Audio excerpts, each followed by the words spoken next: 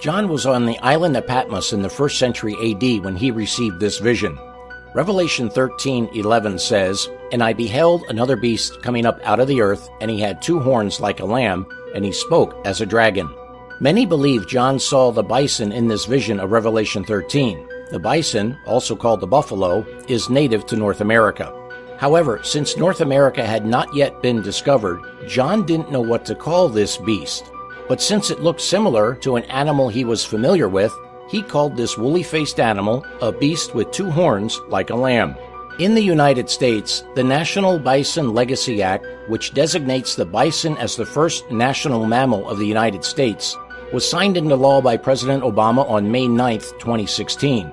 This could be coincidence, but then again, it could also be God helping his people identify who this beast is. When you study Revelation 13:11 through 15, having a basic understanding of history, along with current religious and political events, you will soon understand that the United States of America is the only country in the world that fits the description of the beast with 2 horns like a lamb.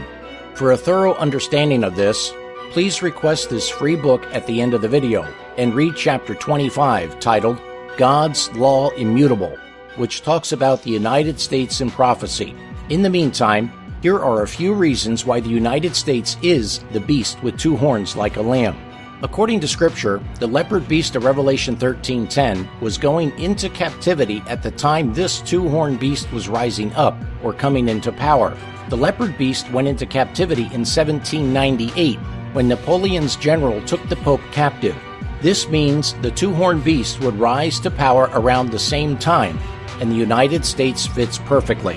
Its Declaration of Independence was signed in 1776, the U.S. Constitution in 1787, the Bill of Rights in 1789, and additions were made in 1791. Yes, the United States was rising up during the same time the papal beast was going into captivity and received its deadly wound. Revelation 13:11 also says the 2-horned beast would rise up out of the earth. This is the opposite of how the leopard beast rose from the sea. Revelation 17:15 tells us the sea, or the water, represents multitudes of people. The opposite of this is true for a beast who rises out of the earth. Therefore, this 2-horned beast must rise in a country that was sparsely populated in the 1700s. Therefore, it must be sought on the Western continent, because the European Eastern continent was teeming with people.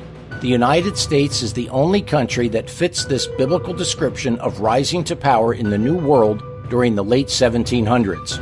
Since this beast or nation is described as being like a lamb, this indicates youth, innocence, and gentleness, fitly representing the character of the United States when presented to the prophet as coming up in 1798. The 2 horns of its power, republicanism and Protestantism, became the fundamental principles of the nation.